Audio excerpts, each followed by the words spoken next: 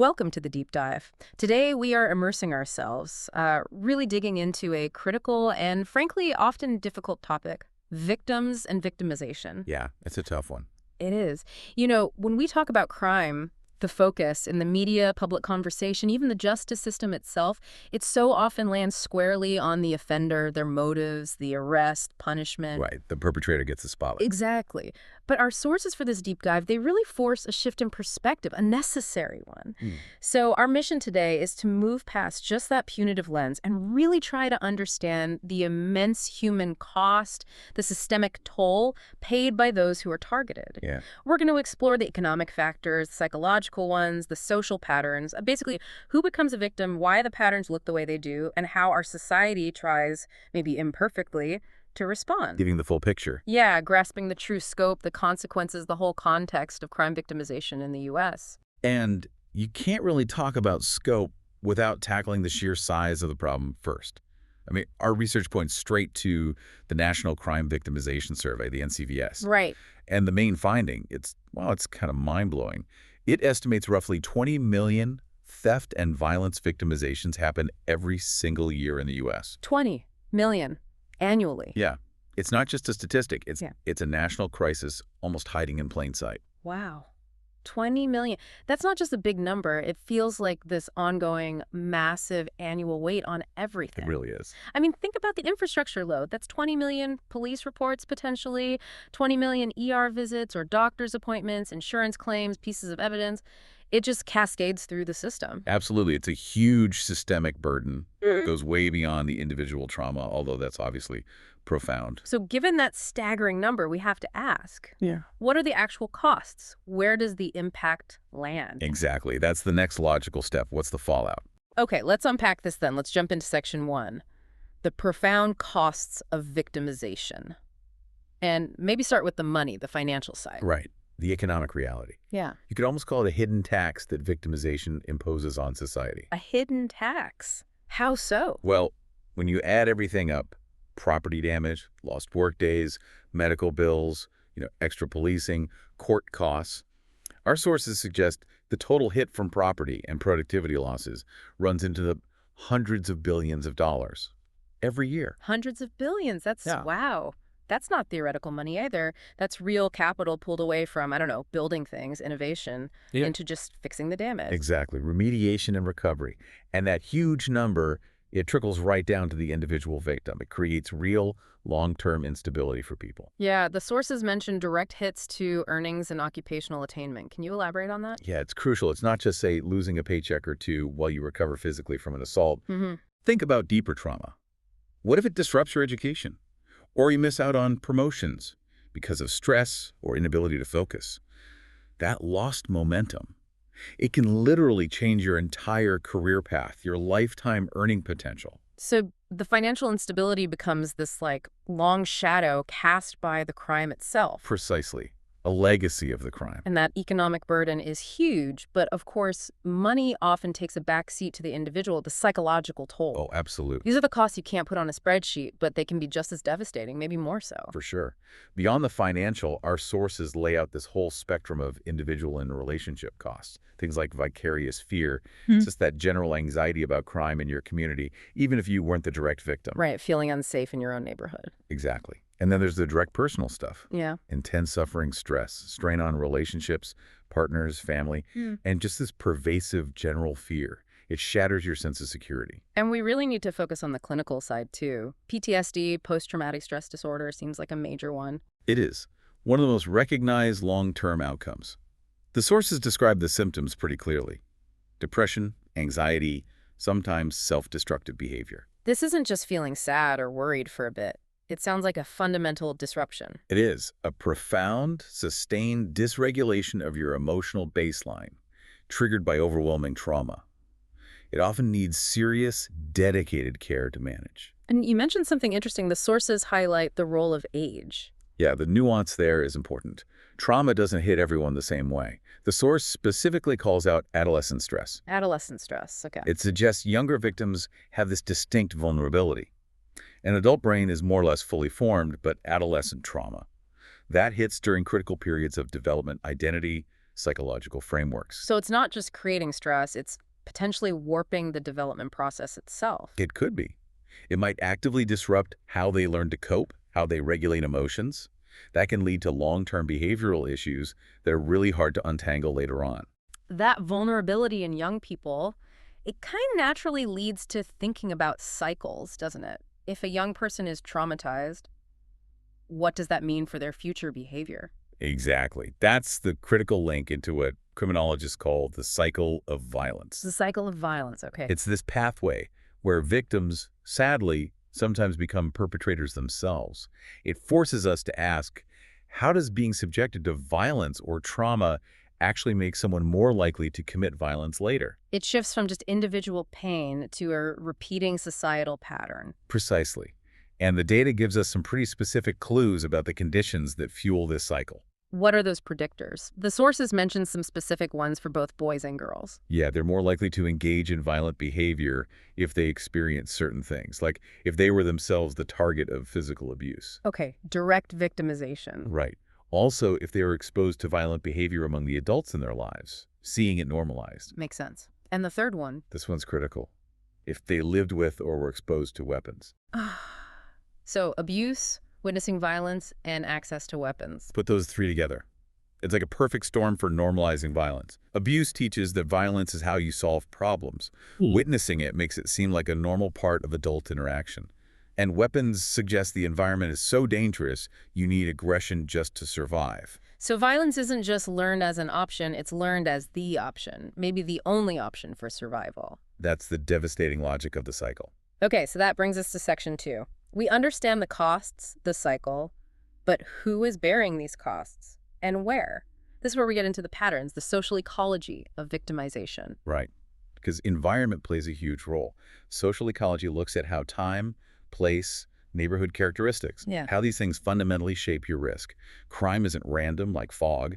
It concentrates. It pools in certain areas under certain conditions. Exactly, where the environment and social factors create, fertile ground. And the sources point to specific household vulnerabilities, right? Homes in certain areas. Yeah, they highlight homes in African-American communities, urban areas, and Western states as being the most vulnerable statistically. Okay, that's a specific combination. African-American, urban, and Western states. Why that mix? Well, it's complex, likely overlapping factors. Urban means population density, more potential interactions, more anonymity maybe. Okay.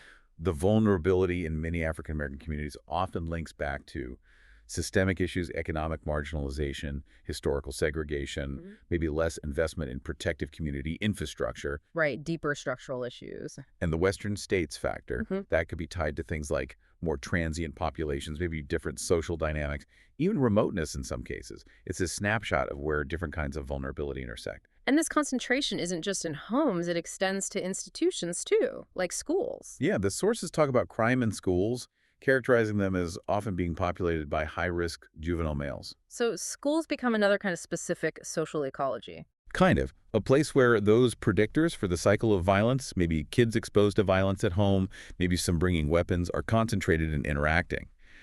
High potential for both victimization and, down the line, offending. Okay.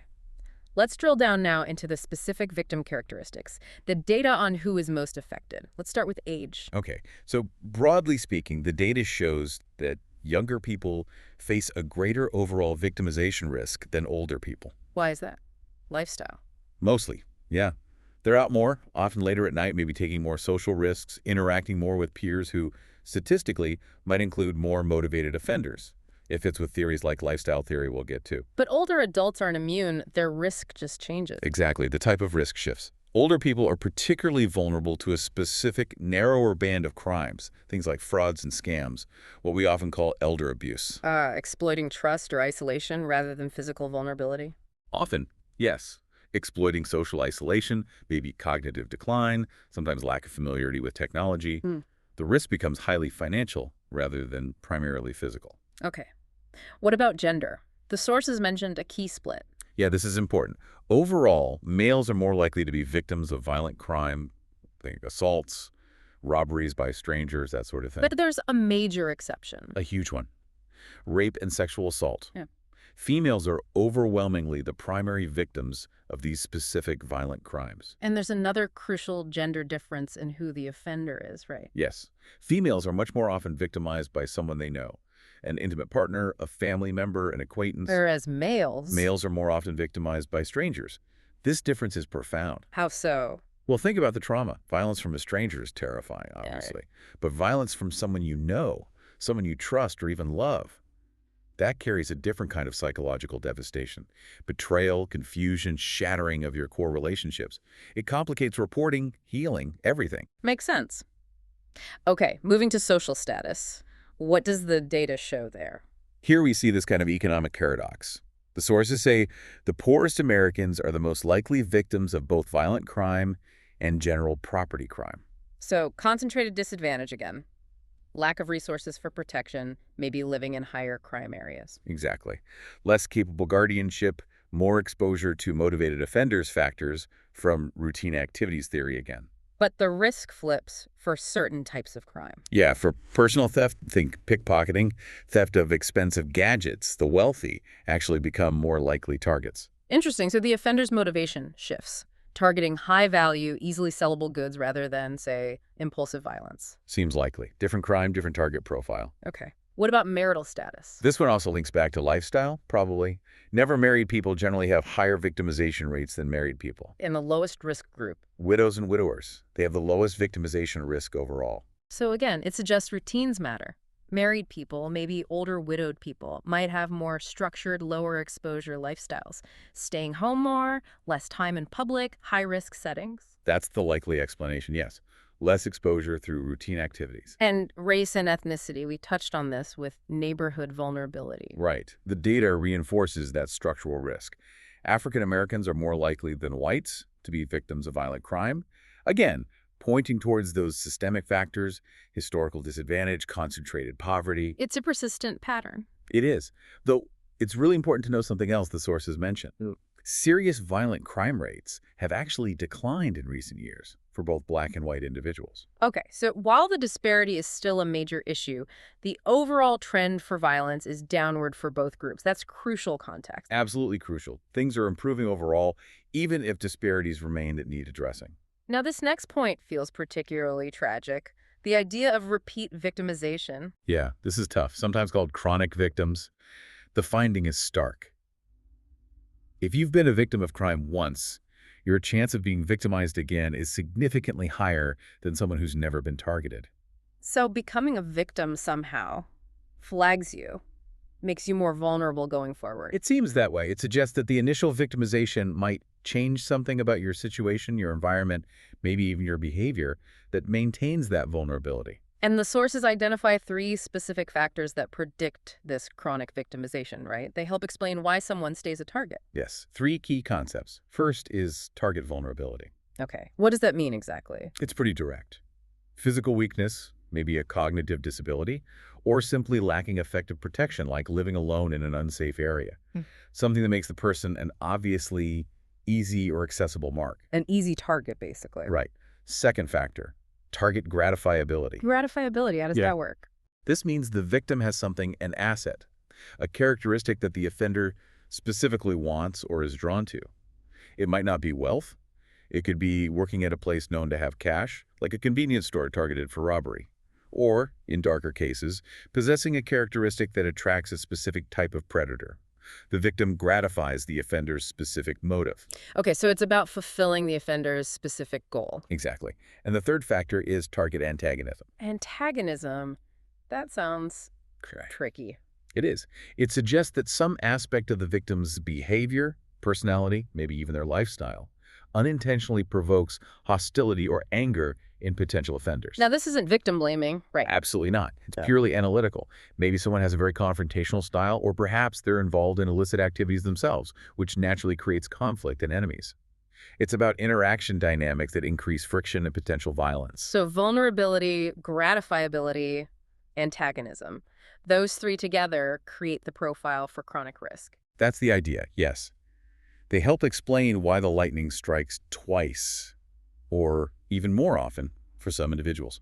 Okay, before we get into the big theories, let's just quickly solidify the picture of the offender from the victim's perspective. victims and their criminals. Right. The stats give a pretty clear picture of the typical encounter. Most crimes involve a single offender, and usually that offender is over age 20. So not primarily juvenile crime we're talking about in most cases? Not for most reported victimizations, no. And another key point, crime tends to be intraracial. Meaning victim and offender usually share the same race or ethnicity. Correct. Which challenges some common stereotypes about crime. And this next statistic is, well, it's heartbreaking, frankly. It reinforces what you said about gender and who commits violence. Yeah, the finding that relatives or acquaintances commit more than 60% of violent crimes. Over 60%. So the biggest danger isn't the stranger in the shadows, it's people we know, people potentially in our own homes. Statistically, yes. That's where the majority of violent victimization occurs. It makes the psychological damage we talked about even more profound. Absolutely. And one more factor that permeates this, substance abuse. Can't ignore it. Substance abuse is involved in about 1/3 of violent crimes, according to the sources. 1/3. Wow. Yeah. Impaired judgment, lowered inhibitions. When you add drugs or alcohol to existing conflict, maybe within those close relationships we just discussed, plus the vulnerabilities, it often acts as the catalyst, the spark that turns tension into actual violence. Okay. That sets the stage really clearly. We have the costs, the who, the where, the relationship dynamics. So now, Section 3.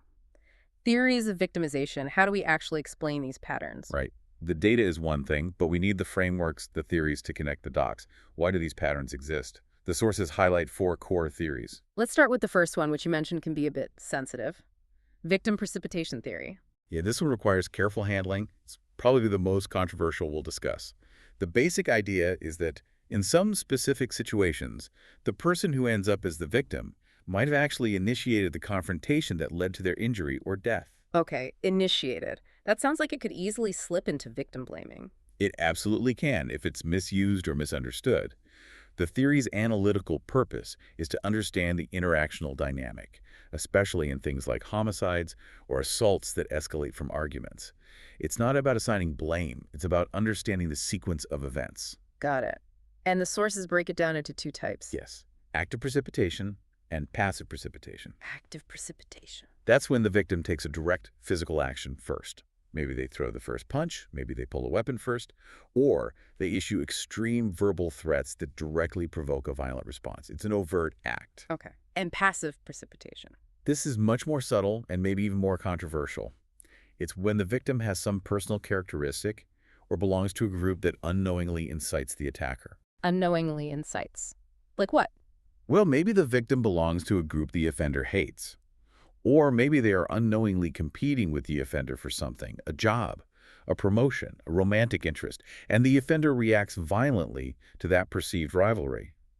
The victim isn't doing anything aggressive, but their mere status or situation triggers the offender. Still feels tricky. It is. The sources also mention related factors here, like victim personality. Maybe someone's seen as excessively passive or naive, interpreted as an easy target. Or victim disability, which might make someone physically less able to defend themselves, fulfilling that suitable target idea we'll see later. Again, it's about analyzing the interaction, not assigning moral fault. Okay. Moving on from direct interaction. The second theory is lifestyle theory. This sounds more straightforward. It generally is. The core idea is simple. People become crime victims because their lifestyle choices, their routine behaviors, increase their exposure to criminal offenders. It's about where you go, when you go there, and who you're around. Makes intuitive sense. The sources give some clear examples. Yeah, perfect ones.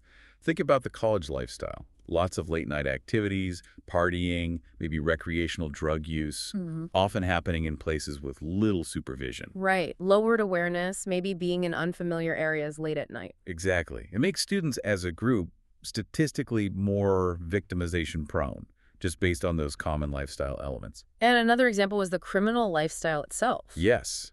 If your career is crime dealing, drugs, burglary, whatever you are, by definition, constantly interacting with other criminals, disputes can't be settled by calling the police. So violence becomes the default resolution method. Often, yes. That lifestyle inherently predisposes you to being victimized, often violently, by your peers or rivals. And the extreme version is the gang lifestyle, which is explicitly linked to serious crime and delinquency and puts participants in incredibly high-risk situations constantly. Okay, so lifestyle increases exposure. The third theory brings us back to place, right? Deviant place theory. Right. This shifts the focus from individual behavior back to geography, but with a specific twist. The idea is the more you're exposed to dangerous places, the higher your risk of victimization, even if your own behavior isn't risky at all. It's about the environment itself being criminogenic. Precisely. And the theory defines these deviant places quite specifically. They aren't just any poor neighborhood. They tend to be poor, densely populated, and highly transient. Lots of people moving in and out. Okay. And there was another key characteristic. Yes, crucially, they're often places where commercial and residential buildings are side by side, mixed use. Why is that mix so important for the theory? Because it increases the number of strangers passing through the residential areas, especially after business hours. It reduces natural surveillance or social cohesion. Neighbors don't know everyone. There's less sense of shared ownership or watchfulness over the space. So even if you live quietly, just being in that type of place elevates your risk because guardianship is low and opportunities for offenders are high. That's the core idea of deviant place theory. Your location trumps your lifestyle, in a sense. Which leads us nicely into the fourth theory, the one that kind of ties a lot of this together, routine activities theory. Yeah, this is a classic. It's elegant because it links most predatory crime to the convergence of three simple elements that reflect our everyday lives and movements. The famous triad. What are the three elements again? Okay, for a predatory crime to happen, you need three things to come together in the same time and space. One, the availability of a suitable target. Could be a person, a car, an unlocked house, anything valuable or vulnerable. Exactly. Two, the absence of a capable guardian. Meaning no police nearby, no watchful neighbors, no security system. Maybe the person themselves isn't paying attention. Right. No effective protection. And three, the presence of a motivated offender.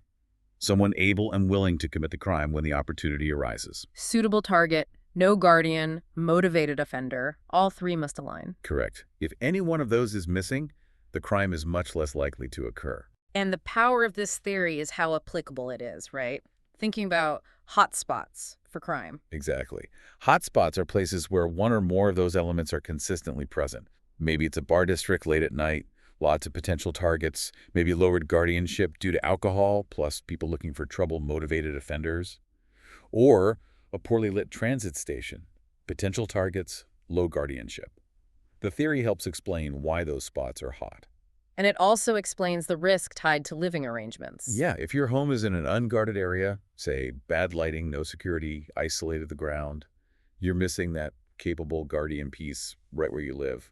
You're essentially reliant on motivated offenders not being around, or you not presenting as a suitable target at the wrong moment. Understanding these theories really feels like the key to thinking about prevention, doesn't it? Absolutely.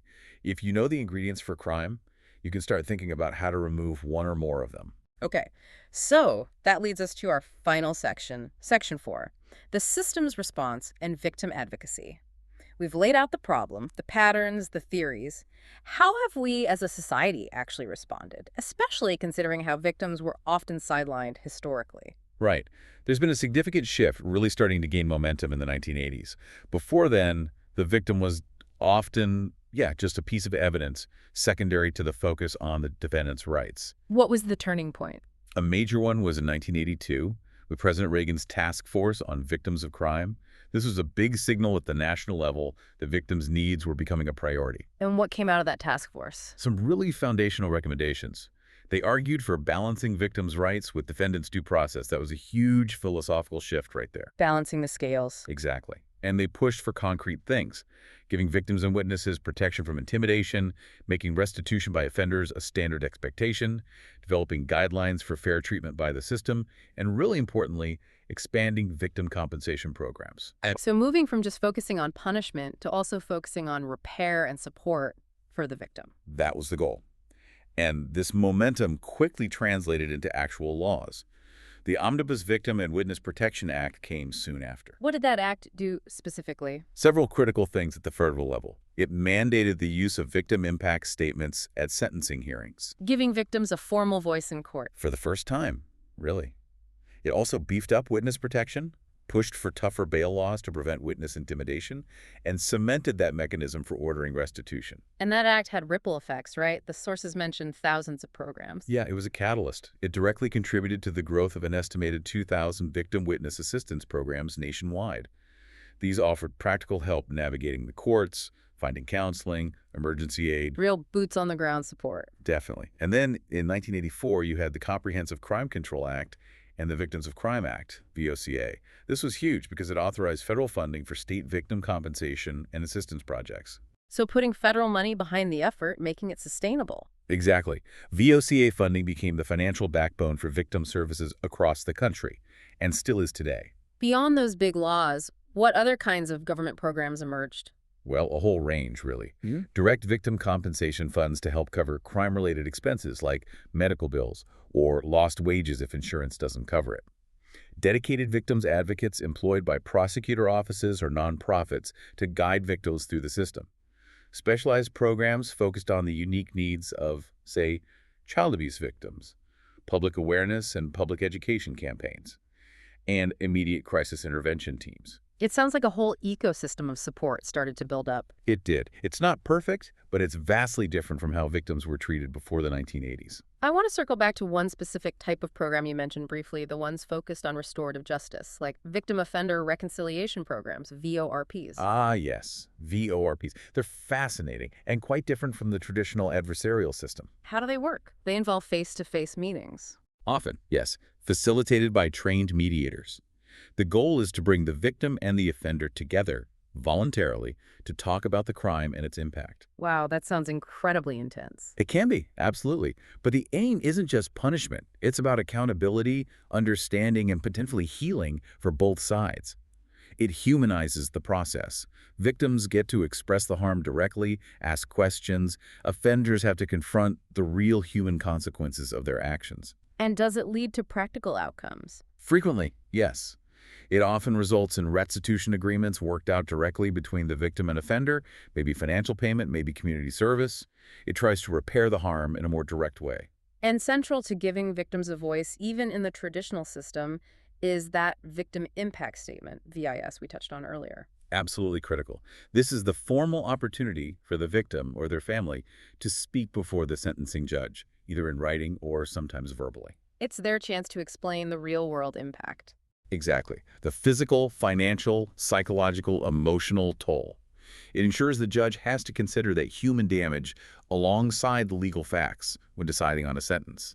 It formally brings the victim's experience into a process that historically ignored it. So the government response has been significant. What about community-level efforts? Right, because government can't do it all. Local communities often step up through community organization. This is where we see things like block watches and neighborhood patrols. Exactly. Neighbors organizing to keep an eye on things, increase vigilance, provide that capable guardianship we talked about in routine activities theory. It's citizens trying to fill that gap. Seems like a good idea in principle. Do they work? Well, Yeah. this is where the research gets a bit discouraging. Yeah. Our sources indicate there's actually little evidence of effectiveness for many of these programs, especially when they're implemented in lower-income, high-crime areas. Really? Why not? It likely goes back to those deeper issues in deviant place theory. If an area has high transiency, low social cohesion, maybe distrust of neighbors or authorities, a few people walking around might not be enough to deter motivated offenders. They might even face risks themselves. Simple vigilance often isn't enough to counteract strong underlying criminogenic conditions. That's a sobering finding. So if community patrols aren't always the answer, what about individual action? Victims and self-protection. Right. This is what individuals do themselves. Target hardening, getting better locks, installing alarms, security cameras, being more aware of your surroundings, changing routines to be less predictable. Making yourself a less suitable target. Precisely. And then there's the reality of fighting back. Physically resisting an attack. Sometimes it works, sometimes it tragically doesn't, but it's part of that self-protection spectrum. Okay, so we have government action, community efforts with mixed results, and individual self-protection. All of this culminates in what's often called the Victim's Bill of Rights. Yes, this is the formal legal codification of many of the principles we've discussed. While the specifics vary state by state, every state now has some form of legal rights for crime victims enshrined in law, often under that name. It represents the baseline standard of how victims should be treated by the justice system. Exactly. It guarantees they're not re-victimized by the process itself. What are some of the core rights typically included? Generally, they cover things like the right to be notified of court proceedings, hearings, the offender's release or escape, No more being kept in the dark. Okay. Notification. The right to be present at those proceedings, to actually witness the justice process. Presence makes sense. The right to make that statement at sentencing, the VIS we discussed, and the right to receive restitution if ordered by the court. Voice and restitution. And critically, often the right to be consulted before a case is dismissed or a plea bargain is finalized. This gives the victors a real stake, a voice in the outcome, not just being passive bystanders to deals being made about the crime committed against them. That seems huge. A real shift in power dynamics within the system. It is. It represents decades of advocacy to center the victim's experience in a system that historically overlooked it. Okay. So let's try to wrap this up. This deep dive, it's covered a massive amount of ground. We started with that staggering number, 20 million victimizations a year. Yeah, just immense. We looked at the profound costs, economic, psychological, the way it fuels that tragic cycle of violence. We dissected the patterns, who is most at risk based on age, gender, social status, race, location, the social ecology of it all. Seeing that it's not random at all.